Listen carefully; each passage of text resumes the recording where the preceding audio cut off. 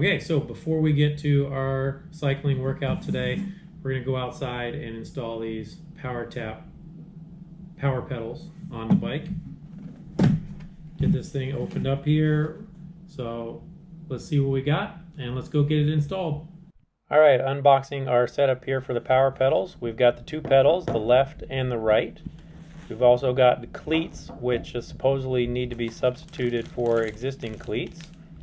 And then we're going to use a basic Allen wrench to get this set up, and we should be good to go.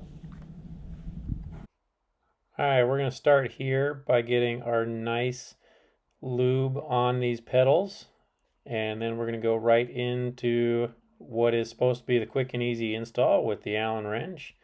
Getting the right pedal on first, nice and tight. There we go. And now we're going to move over to the left, checking out our pedal there.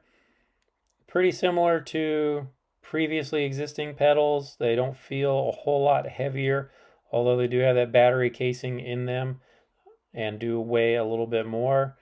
We get this pedal put on with the same process by using the Allen wrench, giving it some nice good tightening here.